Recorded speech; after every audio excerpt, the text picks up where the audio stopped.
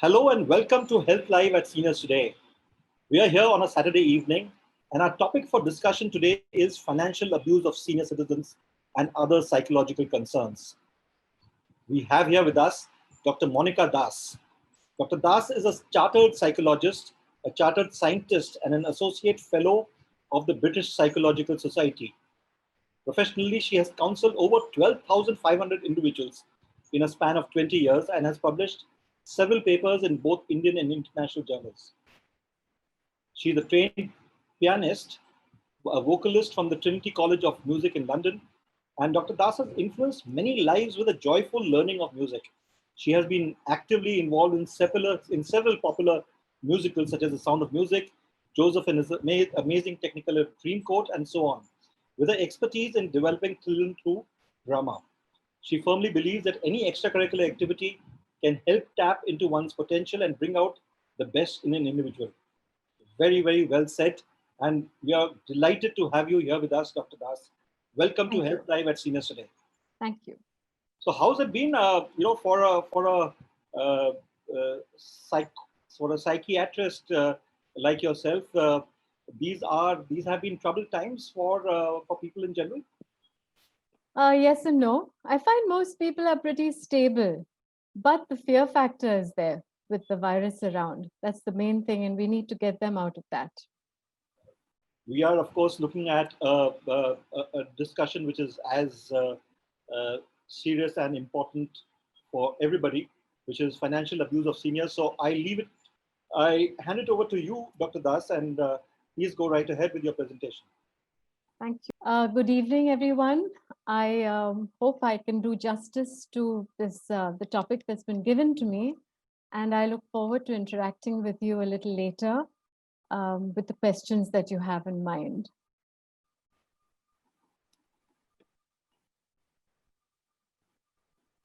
They separated me from my books. I kept silent. Then they kept me away from my wife. I still kept silent. They put me away from my home. I had to keep silent. My daily medicines provided me the only company. My age was a burden, and I lived in silence. This excerpt is from the diary of a retired 78-year-old teacher who spent the last years of his life in an old age home, far from his family and the world that he had built. These incidents of suffering are, however, not uncommon in old age. And as a practicing psychologist, I have encountered several stories like this, be it at home, in the streets, or old age care facilities and hospitals. The elderly face various forms of emotional, physical, psychological, financial, and social abuse. It might range from neglect to physical trauma, food refusal to financial deprival, a casual insult to separation from the spouse. But no matter what the form is, the impact is manifold and creates sustained mental trauma to the person, already shackled down by the grip of age. Being old is an experience of wisdom, but it also brings in vulnerability. And unfortunately, our surroundings exploit that part. What is healthy aging? WHO defines healthy aging as the process of developing and maintaining the functional ability that enables well-being in older age. Functional ability is about having the capabilities that enable all people to be and do what they have reason to value. This includes a person's ability to meet their basic needs, to learn, grow, and make decisions, to be mobile, to build and maintain relationships, to contribute to society. Why is India one of the worst countries to grow in? India is graying fast. A report by the Ministry of Statistics and Program Implementation mentions that in 2016, The elderly above 60 years of age formed 8.5% of our population, with the WHO estimating that this population is increasing by 3.5% per year. What these numbers do not predict is the consistent struggle the elderly have to face every day in the community. Historically, Indians are perceived as familial beings with young old coexistence. In reality, it is a myth, as the International Network for Prevention of Elder Abuse in its 2016 report mentions India as the leading Asian country in terms of elder exploitation and abuse. Who is going to look after all these people and who is going to pay for their care? A universal health insurance and pension scheme would certainly be a welcome move in our country, and several advocacy groups have been working towards promoting a governmental policy on this. The WHO defines elder abuse as a single or repeated act or lack of appropriate action occurring within any relationship where there is an expectation of trust which causes harm or distress to an elder senior person. Needless to say, expectation of trust forms an important part of the definition, as most perpetrators of the abuse are families or caregivers in old age homes. Besides financial exploitation of the elderly, casual humiliation, ridicule, or criticism on grounds of age are such a common practice that it has become almost our lifestyle. I've put a picture on the screen for you to choose people who choose you, and this is something very important for you to remember. In a study conducted by Steptoe and Wardle, their findings suggest that life skills such as persistence, conscientiousness, and control are important in early life as well as later in life. They found higher scores on 5 life skills: conscientiousness, emotional stability, determination, control, and optimism. I'm going to read out the last one. For 50 to 68-year-olds, average optimism levels keep rising higher and higher with age. However, that pattern changes somewhere around the age of 68, at which point the age optimism curve swings back down and average optimism levels begin to fall as people get older. Changes in optimism is associated with changes in health mainly and one's lifestyle. More than 5 decades of research have found that optimism is a potent health tonic. Optimistic people remain healthier and live longer. They have better cardiovascular health, even after risk factors are controlled, stronger immune function, and lower levels of stress and pain. So these experts suggest that it is important to nurture and maintain these life skills for our overall health and well-being, be it physical, mental, or social during old age. Now, old age can be tough, but it doesn't have to be.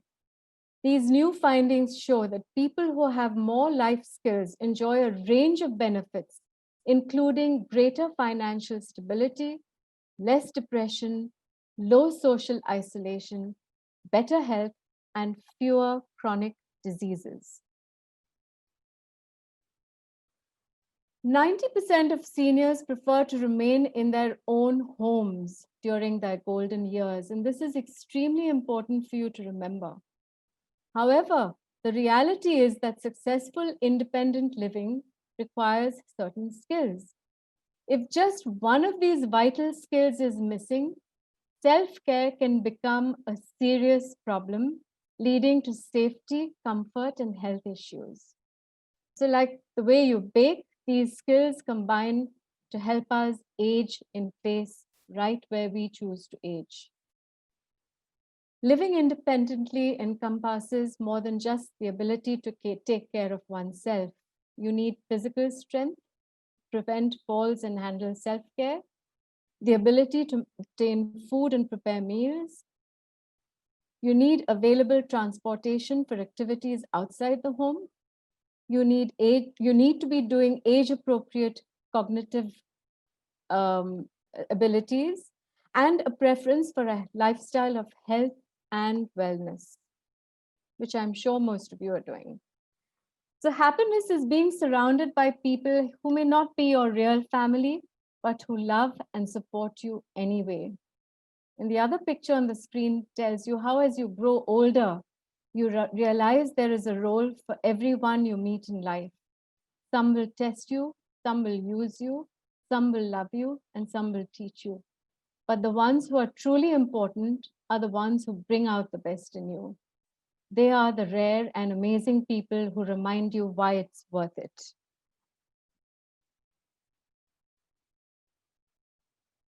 Challenges for the single woman and the single elder.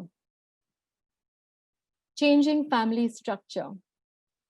In this, I actually mean, when your husband passes away, or if you happen to be, divorced, there are various changes that take place within the family structures some of you may have experienced.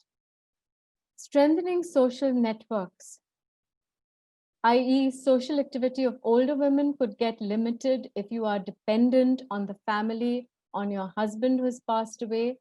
And it's very important to have cheerful, fun-loving women friends at this point of time.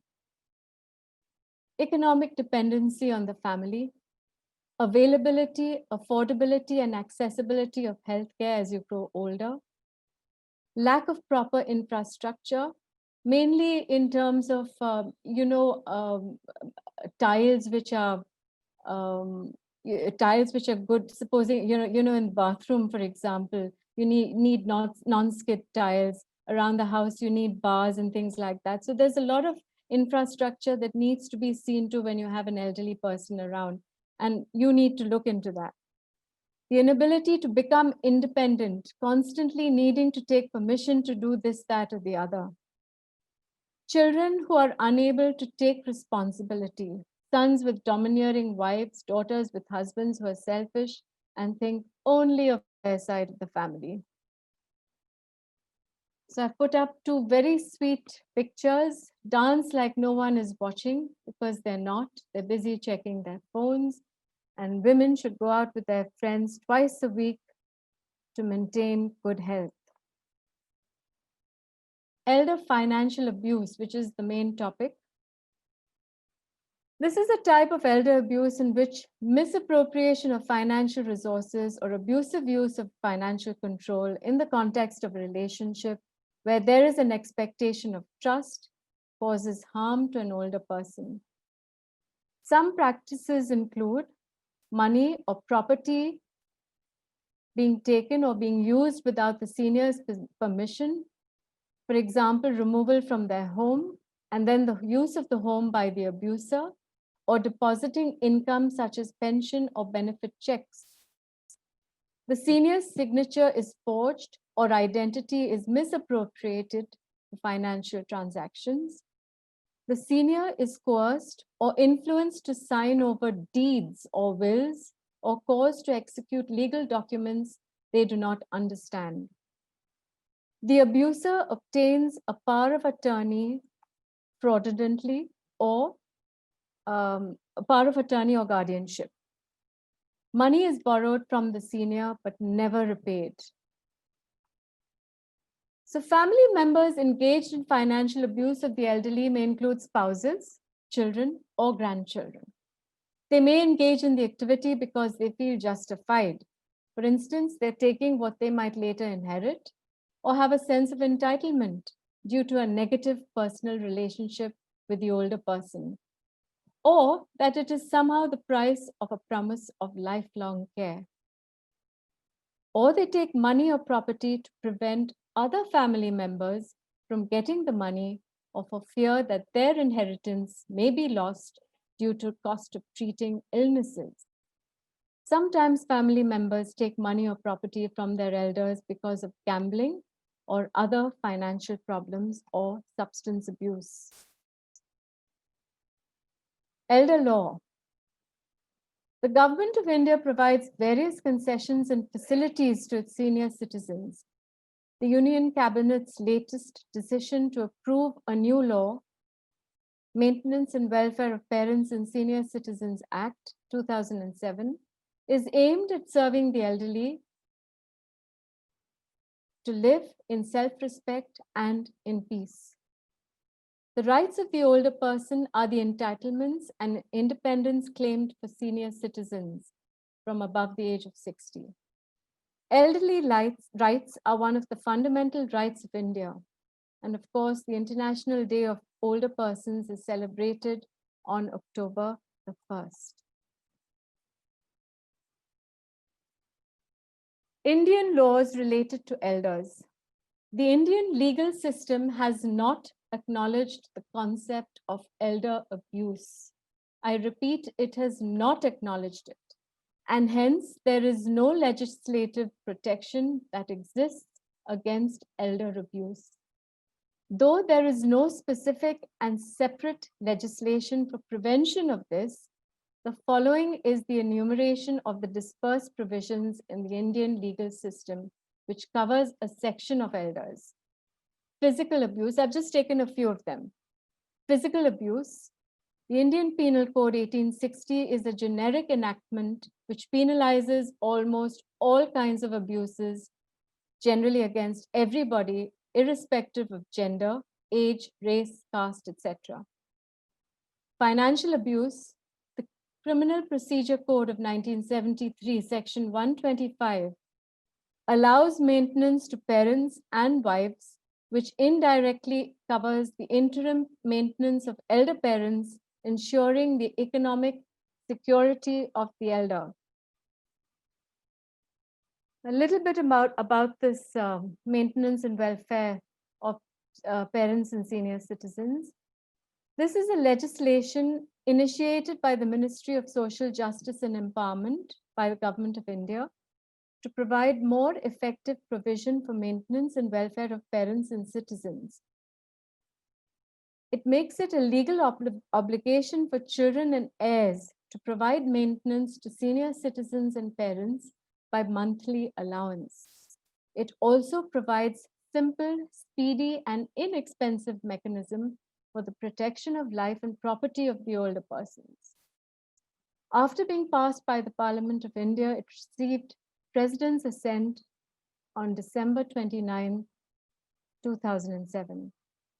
The first case under the Act was filed in November 2011 by Siluvai, who was 84 years old, and his wife Arulamal, at the age of 80, of Tuticorin against their son and daughter-in-law for neglect, besides taking away their 2 homes and gold jewelry. There are several such cases to be found on this link, which I have provided you.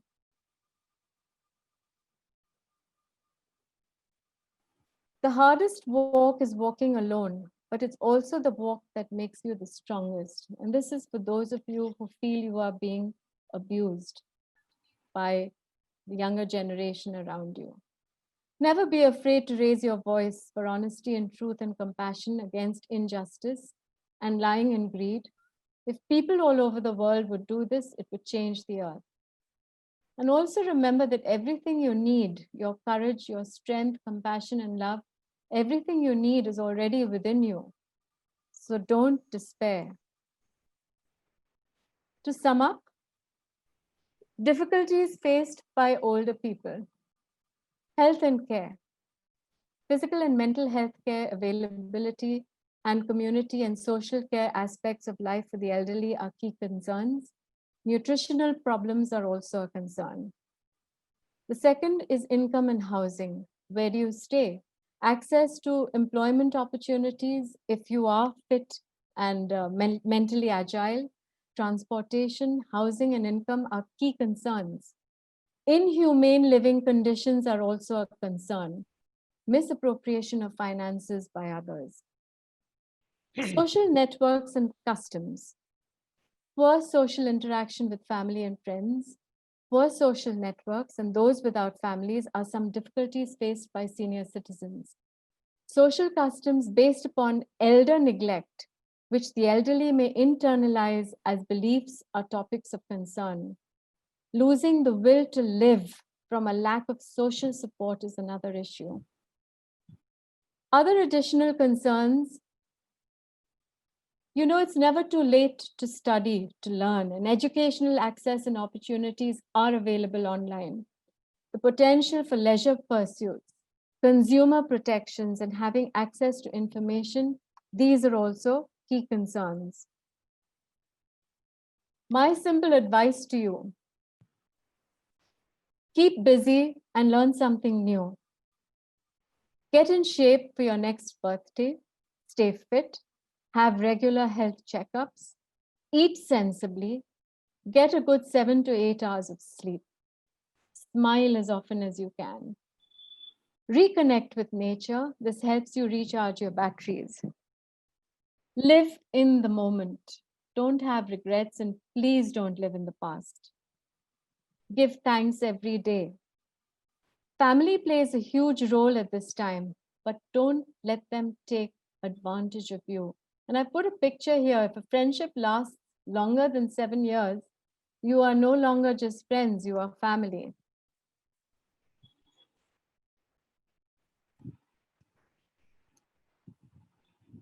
Handle your own finances. Please do not hand over your money to the next generation. It is not theirs.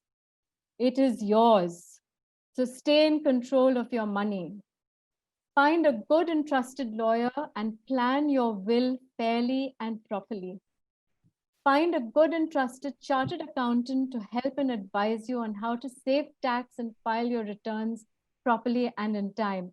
I just put this, I'm sure many of you are already doing this, but I felt I needed to put this up.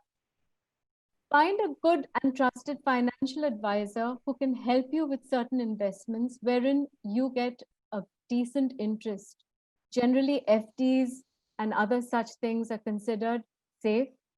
And if you're handling if you handle the stock market, great, but be careful. However, do your homework properly and be wise with your investments. Live your life to the fullest. Remember that age is just a number. You have a wealth of experiences and immense wisdom on your side. Other important points to keep in mind: forgiveness, getting rid of grudges. Many elderly people seem to bear grudges and constantly keep thinking about this, and it's just best to forgive and forget. Happiness, regardless of what is happening. Trust. Now, the elderly do have problems with trust. And it's not because you haven't had, you've got the experience and you probably feel that, there are people around you who are not very nice or not very honest, but you need to have to learn trust regardless. You need to build positive emotions, resilience, and hope. Stress management is extremely important. Fulfillment with whatever you're doing. Life planning. Focus on a life review and plan carefully. Shifting family relationships, role transitions from being a couple to being a single person, etc. Redefining yourself. Just because you've retired, it doesn't mean that's the end of the world. Redefine your whole position. I know one such person in Aurangabad, where I live, who has redefined himself, and it's very impressive to see how he manages his life. Health and aging, both physical and mental, managing profound change and dealing with loss. During the present COVID-19 times, entrapment for prolonged periods has increased the rates of both domestic and institutional abuse of the elderly. And this is worrying. It's a social evil.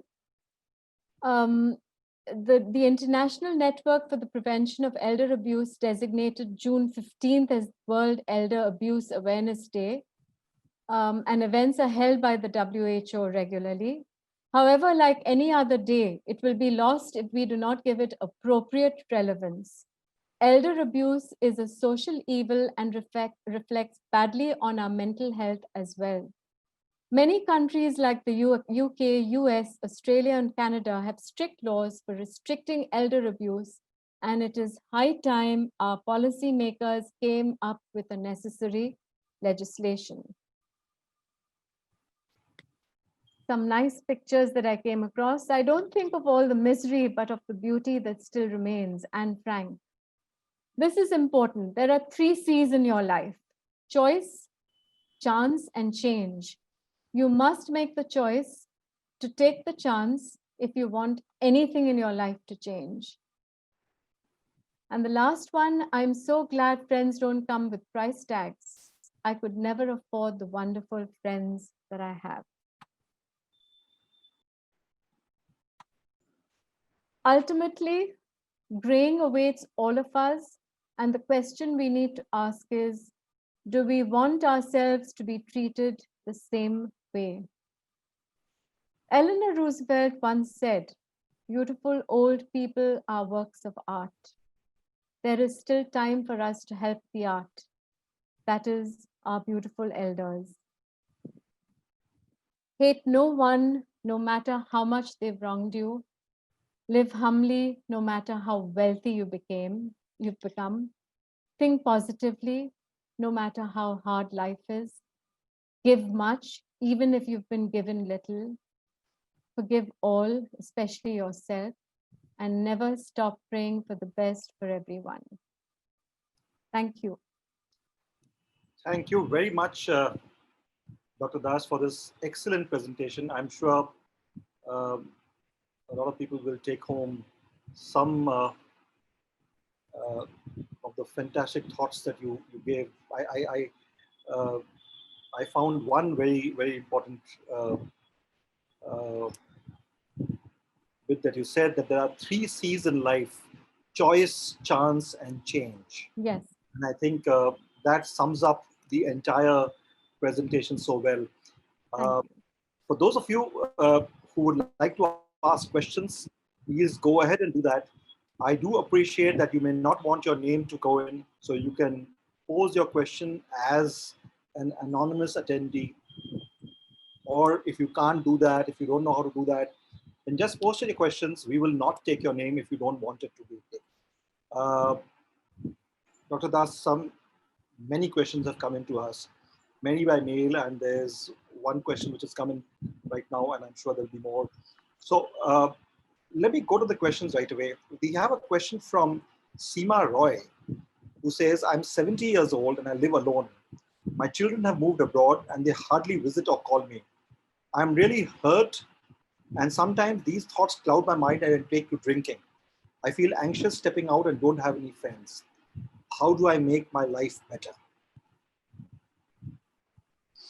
Ma'am, what I want to know is what's stopping you from contacting your children? I know they sound selfish.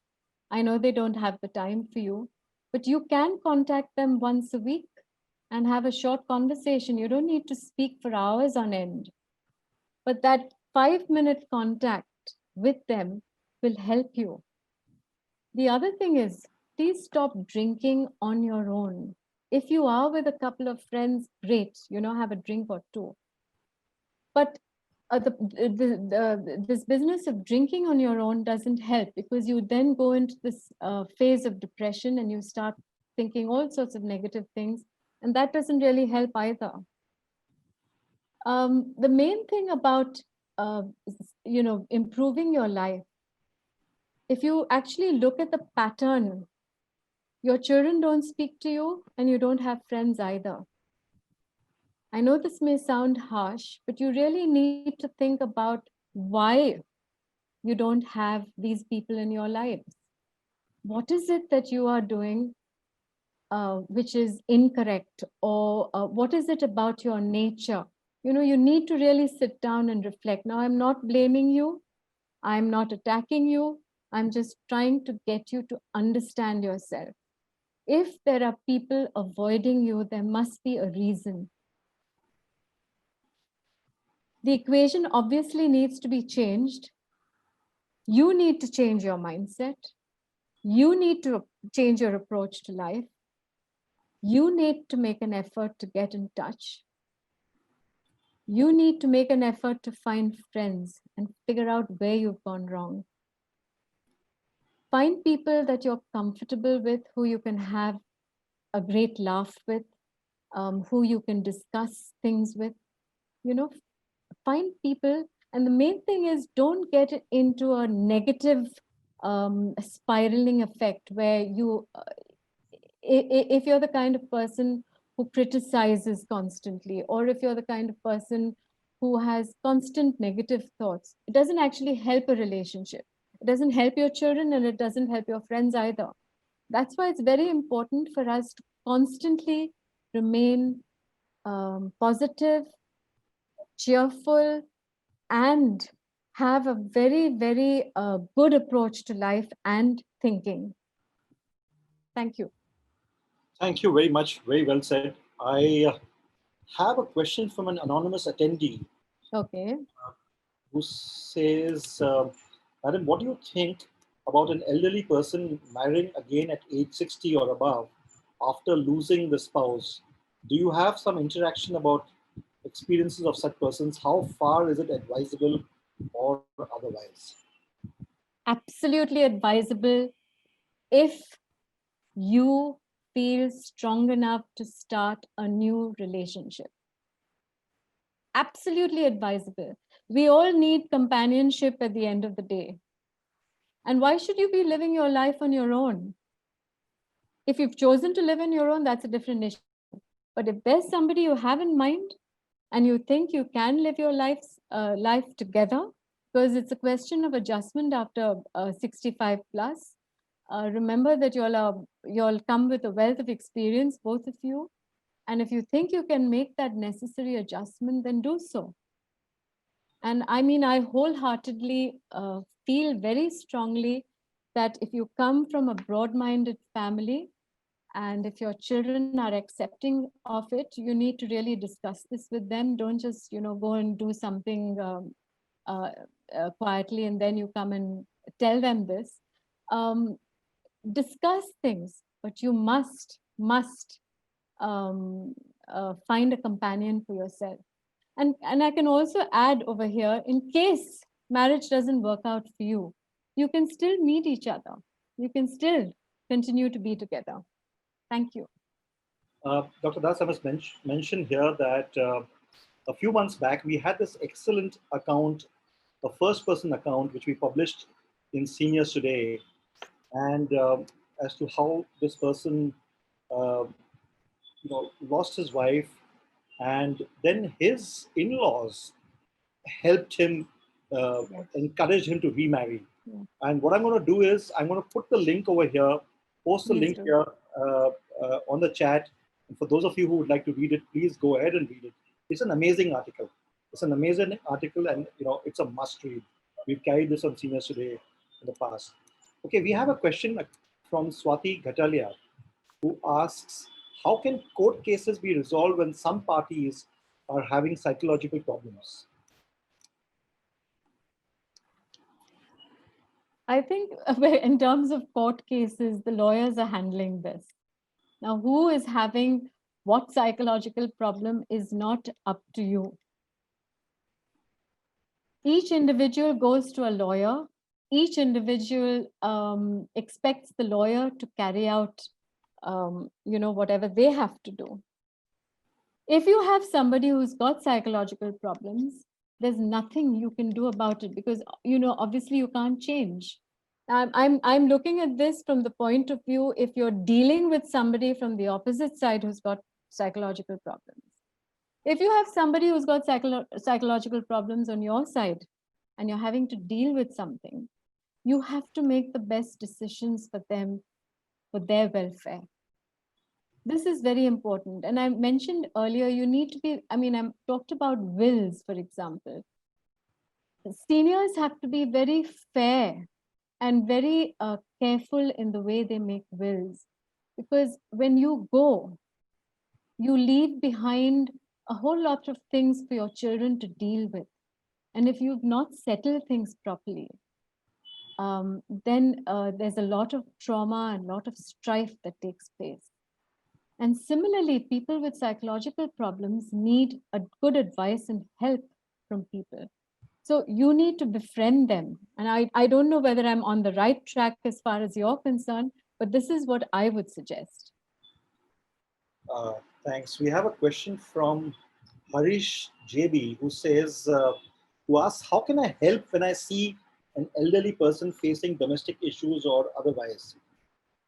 Can this be done without coming into the picture in person?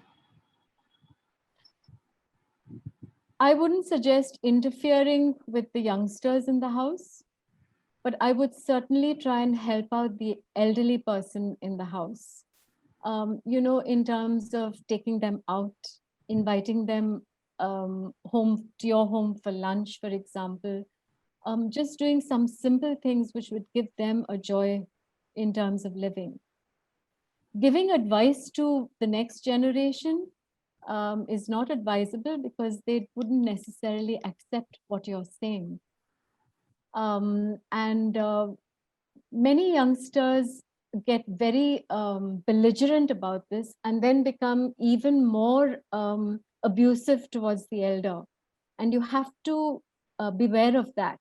So when you are helping, be careful what you're doing and how you're doing it. But absolutely no harm in encouraging the elder in that family to live a happy life as much as they can and as far as they can. Very well said. We have a question from uh, Ramesh Kumar who says, with limited space of living and income and increasingly nuclear families where both couples work, how can one manage the caring of elders with no one at home during part of the day? That's a tough one. That's a tough one. If you can afford help and if you can afford good help, I really would request you all to consider looking at getting in good nursing staff 24/7. Or, you have these very good BIs in Bombay and Pune who are trained to help out the elderly. So you could get somebody in for, say, 8 hours or 10 hours, and then have a little gap and get somebody in at night, for example, from, say, 8 to 8, You need to come to some kind of a proper arrangement. The main thing is this whole equation about looking after the elderly person on your own. If there's no financial crunch, and I really mean this, then you really need to um, just think about spending that extra money. Don't do something else, but spend it on this so that all of you in this house can live a comfortable life. And this is important. Quality of life is important. It's also important the ripple effect that it has on you as an individual. So, for example, if you get stressed out looking after an elder, you then pass it on to your spouse, who then maybe together you'll pass it on to your children. And so there's a lot of stress and tension in the house for no rhyme or reason. But if you do have that extra pair of hands, people who understand how to deal with the elder, there's that much more relief. And I really strongly recommend that you think about this. Okay, we have a related question. This is about assisted living. And he says, I've been thinking about uh, assisted living for my parents because they need the company and I'm not really able to spend enough time with them. But the concept of assisted living is like of the old age homes. And I'm worried that my parents would take it amiss. What is your view and how do you think should I even bring up the issue for discussion? I can't say much for most old age homes in India. I really don't have a very high opinion of old age homes. However, there is something called senior citizen living in Dehradun in a place called Antara, which incidentally my mother happens to be looking at, and that's why I know about it. It's a beautiful setup. Each person has their own home. they run it well. I mean, they run it according to the way they would normally run a home, but they have all the medical facilities. They have people helping them out, and there's a team of people who are there constantly. It's expensive, but it's there. Most old age homes around, whether they, outside Pune, I've heard that there are some. You really need to look into it. And if you're going to put them into an old age home, you need to be there every weekend to check on them. If you're unable to manage, and if you're, are you a single person? I don't know whether you're single, but if you're married, for example, why can't you consider getting help into the house so that your mother can live where she's comfortable and in a place which she is used to, instead of you considering sending her off elsewhere? At the end of the day, even if she sees you for 5 minutes or 10 minutes in the evening, she's happy. Consider that as an option to putting her into an elderly home. That's something I really would, I'm not too comfortable about old age homes in India. I'm very clear about that. Maybe we can all get together and start one. Thank you, Dr. Das. We're almost at 5:45. So let me ask two questions that have come in. One of them is from Vasant Chandra. Says, Doctor, one of my uncles, who's age 85, a widower, hallucinates and imagines and believes all kind of scenarios of his children and creates complications. But for this hallucination, he's fine. How can such a person be helped to normalize? The elderly who hallucinate have had bad experiences with these children a lot of the time.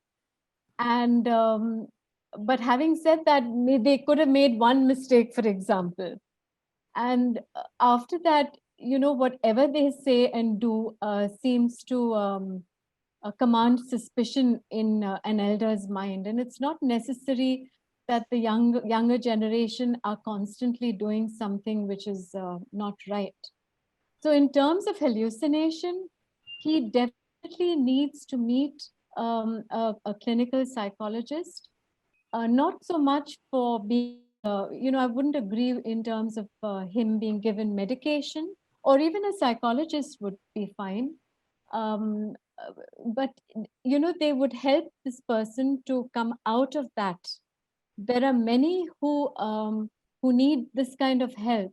And there are some very good psychologists around the country, and through exercises, through talking, through constant contact with that individual, there may be an improved lifestyle for this elderly person, and maybe his approach to his children would perhaps become better and more positive and happier. Thank you very much. We have a question from an anonymous attendee who, the one which has come in earlier, let me ask that. Upasna Jain. Is there any method or a proper authorized method that we children, other than their own children, can help and at least talk over calls or chats to elders or people whose children don't treat them well, because all they need is some love, respect, affection, and someone to talk to and share with? It's interesting that you brought this up, ma'am. In fact, while I was working on this PPT for seniors today, I was actually thinking that it would be a good idea, and I was going to actually speak to, Sir later, that even if there's a Zoom conversation, say once every 10 days, where, certain seniors would come in, and certain youngsters also, of slightly maybe 10 years younger, would come in. There could be a kind of a bonding that would take place, and it would definitely help them out. So I think we really need to look into this a little further and see how we can help some of the seniors out in this particular group, for example, and maybe include others as they come along. So I think it's an excellent idea if we could start a kind of Zoom. It doesn't have to be a webinar all the time, but just a Zoom meeting where you just meet up for half an hour or 40 minutes and you connect. The connection is important.